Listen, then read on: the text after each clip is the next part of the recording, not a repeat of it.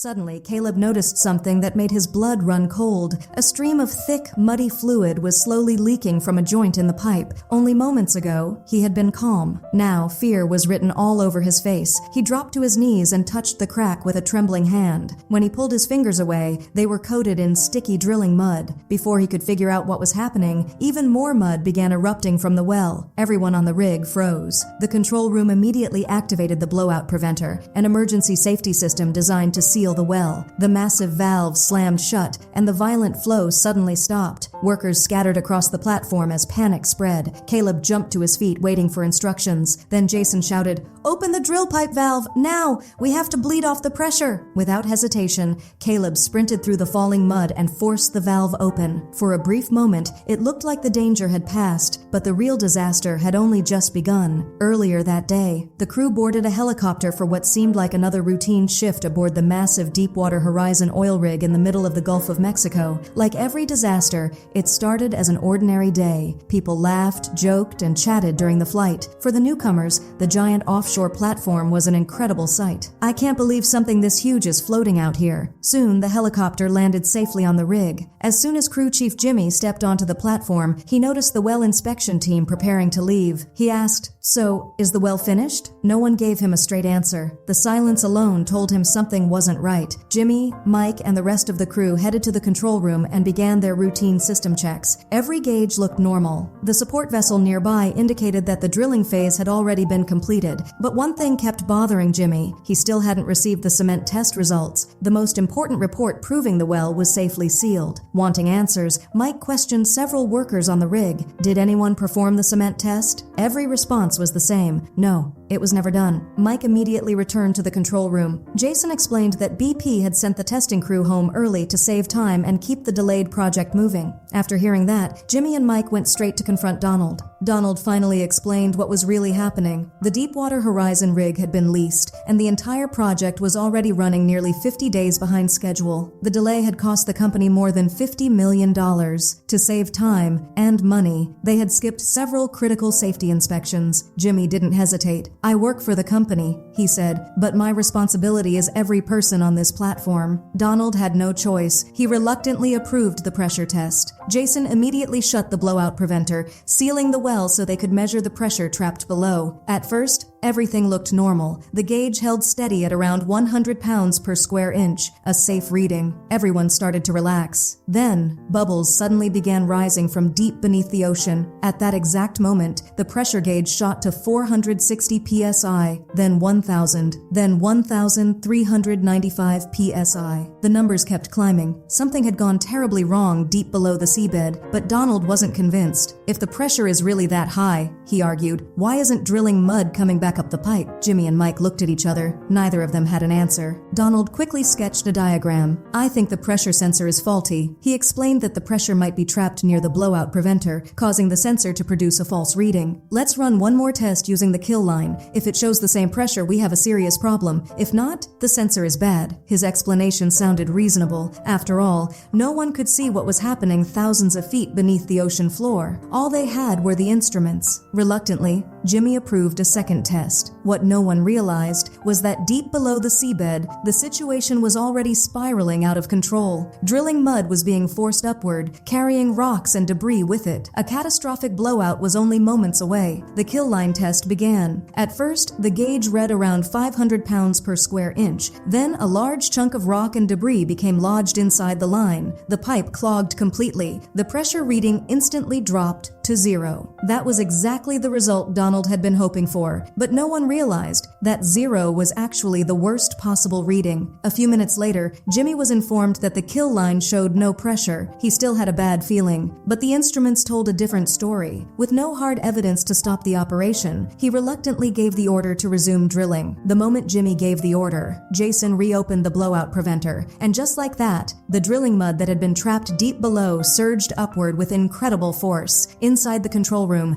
the crew began transferring the drilling mud out of the system system. They had no idea. They were removing the well's last line of defense. Within minutes, the pressure gauge started climbing again, 2,300 pounds per square inch, and still rising. Jason immediately shut down the mud pumps. Everyone was trying to figure out what was happening when Caleb looked at one of the pipes. In that instant, he realized the truth. This brings us back to the moment where the story began. Caleb screamed over the radio, warning Jason to run, but it was already too late. The enormous pressure deep beneath the ocean had become unstoppable. The blowout preventer couldn't hold any longer. Rocks and debris blasting upward at incredible speed tore straight through it. Now nothing stood between the well and the surface. A massive wave of drilling mud exploded through the pipes and raced toward the diverter room. One worker turned after hearing a strange noise. The next second, thick drilling mud erupted from every crack and valve. Back in the control room, Andrea noticed the emergency alarms going off. At first, she assumed it was just another equipment malfunction. She picked up the phone, but no one answered. Meanwhile, workers desperately tried to shut the valves. Then one veteran crew member screamed at the top of his lungs, "Run! Everybody run!" He knew exactly what was coming. Seconds later, the pressure surged past 4,000 pounds per square inch. Jason ordered the backup blowout preventer to activate, but it didn't matter. The pressure was simply too powerful. It failed within moments. Caleb and the others jumped to their feet and ran for their lives. Everything trapped beneath the seabed was now exploding upward at once. The drilling mud blasted through the rig like a hurricane. Chunks of rock shot through the air like bullets. Jason fought desperately to regain control, but he knew the battle was already lost. He grabbed the radio and shouted, "Forget the equipment! Get away from the well! Move!" Nearby, the crew aboard a passing cargo ship noticed something was terribly wrong. They rushed onto the deck and raised their binoculars. Then, something even stranger happened. A seabird suddenly dropped out of the sky and crashed onto the deck. More birds inside the ship began flying around in panic. Everyone froze. They knew they were witnessing the beginning of a catastrophe. Meanwhile, complete chaos erupted across the platform. A massive torrent of drilling mud blasted through the rig, smashing everything in its path. Jason immediately ordered the drill pipe to be cut, but before anyone could react, a violent impact hurled one worker through the air. Then the nightmare got even worse. Along with the drilling mud, huge amounts of crude oil and highly flammable natural gas began shooting up from the well. Within seconds, the gas reached the rig's engines. The engines suddenly began racing out of control. The entire platform started shaking violently, but the biggest danger was still ahead. The drill pipe had not been severed. That meant the rig was still connected to the well nearly a mile beneath the ocean. As the platform shook, the pipe bent under the enormous pressure. It twisted, cracked, and allowed even more oil, gas, and drilling mud to erupt toward the surface. Back in the control room,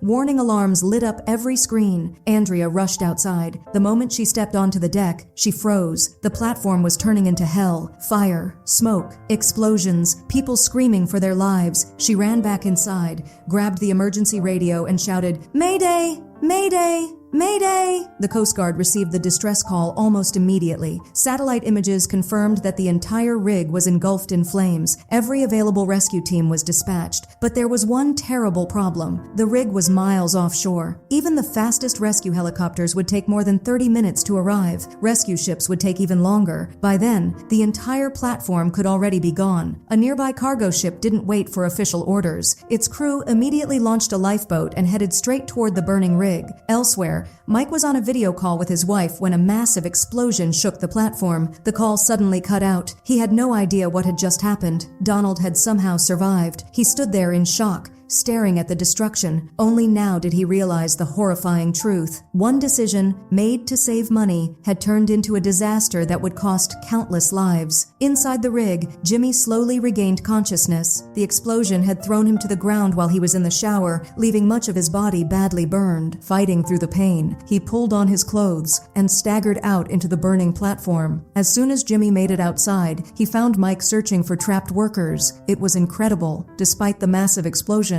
Mike had escaped with only minor injuries. Jimmy looked at him and said, "Get me to the bridge, now." He knew that if they couldn't shut down the well, the disaster would only get worse. The two men immediately ran toward the bridge. Along the way, they found injured workers trapped across the platform. Explosions echoed all around them. Ignoring the danger, Jimmy and Mike rescued everyone they could while fighting their way forward. Then, the entire platform suddenly lost power. Elsewhere, Donald stood frozen in shock. Everything around him was falling falling apart. Panicked, he stumbled into a nearby room. Only then did he realize he had walked onto the bridge. Everyone inside stood in complete silence. No one knew what to say. Meanwhile, crew members were loading survivors into the lifeboats. Suddenly, someone looked up. A giant crane had broken loose and was slamming into the steel structure. If it collapsed, everyone below would be crushed. Seeing the danger, the crane operator made an incredible decision. Knowing he might not survive, he ran back into the burning cab. The controls were barely working. Using every ounce of strength, he managed to stop the crane just in time. The workers below breathed a sigh of relief. They thought the danger was finally over. Then, another massive explosion ripped through the rig. Flames instantly engulfed the crane cabin. At the same time, Mike finally helped Jimmy reach the bridge. The moment Jimmy saw Donald, he walked straight toward him. There was no fear in his eyes, only anger. He knew that if Donald hadn't ignored critical safety procedures to save time and money, none of this would have happened. Unable to face him, Donald lowered his head and silently walked away. Jimmy's team helped him to the control panel. As one final attempt, Jimmy slammed the emergency shear button. Nearly a mile beneath the ocean, enormous steel blades activated, trying to cut through the drill pipe. Everyone waited. Nothing. The blades failed. Now the disaster was completely out of control. The order was given to abandon the platform, but Jimmy still refused to quit. If we can restore the power, we might still have a chance. Without hesitation, Mike and Caleb sprinted toward the electrical room. The platform had become an inferno. Flames surrounded them. The heat was so intense it was difficult to breathe. A massive fireball exploded just feet away as they ran. Somehow, they reached the power room. Inside the electrical room, Mike managed to restore the backup power. Within moments, the lights flickered back on. Some of the platform's systems came back online, and for a brief moment, it looked like they might still have a chance. But it was already too late. Another massive explosion ripped through the rig. When Jimmy and the others made it outside, the last lifeboat was already gone. The entire platform had become a sea of fire. Then Mike spotted an inflatable emergency life raft. He immediately deployed it and helped everyone else climb aboard first. He planned to be the last one off the rig. But then, another explosion blasted both Mike and Andrea across the deck. Meanwhile, the crew member lowering the raft was suddenly engulfed in flames. With no other choice, he jumped into the ocean. The raft dropped into the water without anyone controlling it. But even the ocean wasn't safe anymore. The surface was burning. Jumping now meant landing in flames. Mike grabbed Andrea's hand. "Come on!" He pulled her toward the helicopter pad. It was the highest point on the rig. If they jumped from there, they might clear the burning oil and reach open water. The two ran with everything they had. Behind them, the Deepwater Horizon burned like a giant volcano. Explosions shook the platform. Towering flames lit up the night sky. At the very last second, Mike strapped a life jacket onto Andrea